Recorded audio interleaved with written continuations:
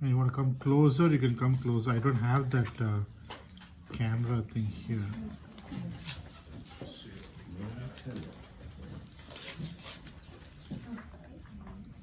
Here, it's pretty much basic, simple interrupted.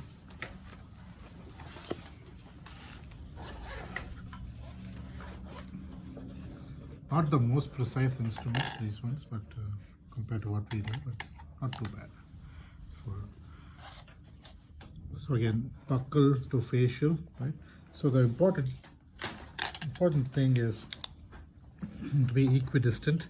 For example, from the wound or suture line, if you want to stay away about, let's say, 2 millimeters, you got to be the same 2 millimeters on the opposite side too, so that both the tissues get approximated evenly on both sides. Not like 1 millimeter on one side, 2 millimeters on the other side. Then it will be disproportionate traction of the tissue. So it has to be pretty much uniform like this. You see that? Pretty much uniform like this. Okay, so that is one thing to keep in mind. So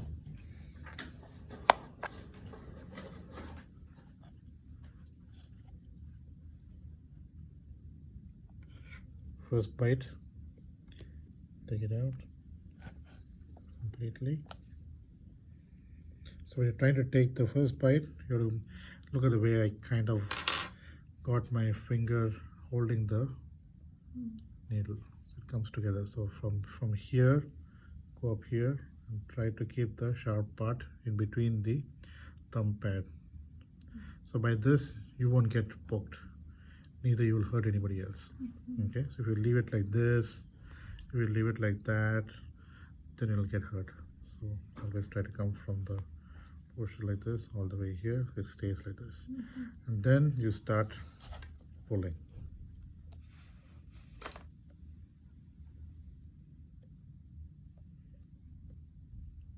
Okay, so you see that there's no tail hanging around here, because in patients, everything has to be within your hand and patient's mouth. Nothing should be going on the back.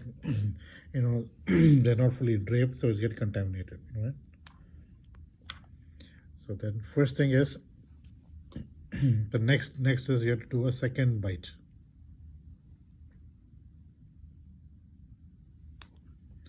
I'm showing it one by one so that you can understand step by step.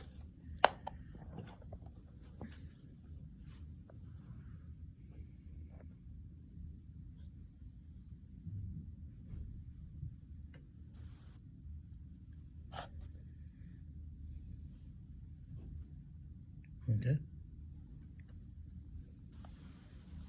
same thing.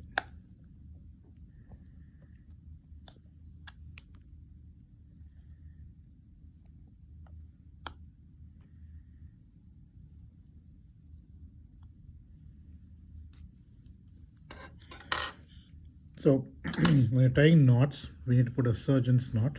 So surgeon's knot is clockwise, anti-clockwise, clockwise. Okay, but then in the same surgeon's knot, then there's an important thing that to do clockwise, anti-clockwise would be to imagine like a clock. Okay, I always imagine like a clock. Okay, so 12 o'clock, 6 o'clock, 3 o'clock, and 9 o'clock. So let's say you're putting a suture between 6 and 12. The second knot should be 3 and 9. And the third knot should be again 12 and 6. Not like 6 and 12, 6 and 12, 6 and 12. Not like all the way only here. So basically, if you try to do the same thing, it'll be like layering of the knots, and then it'll just unravel. Whereas you're basically trying to square the knot so that the knot stays in place and doesn't move out when patient's tongue and other movement comes in. Okay, so that's important.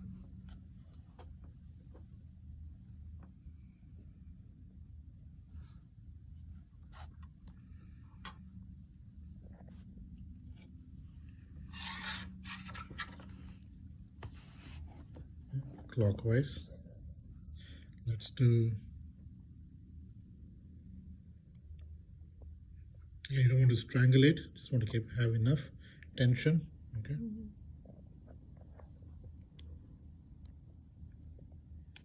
Anti-clockwise. Okay.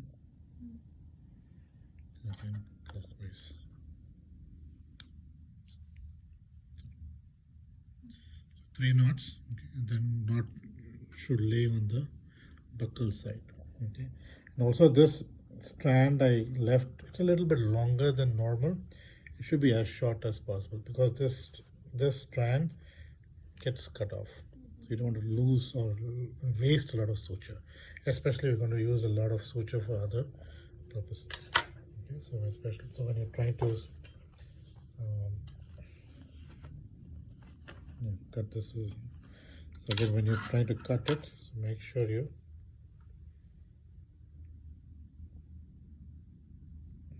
either you can try to clamp it together.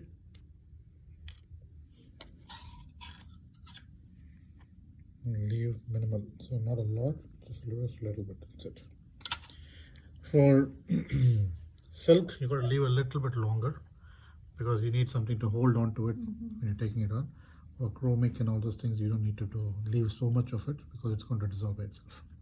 For nylon, yes, you got to leave a little bit because you're going to come back. So whichever suture you're going to come back to remove it, the dog ears should be a little bit longer. Okay. Do you want to practice simple? Come back.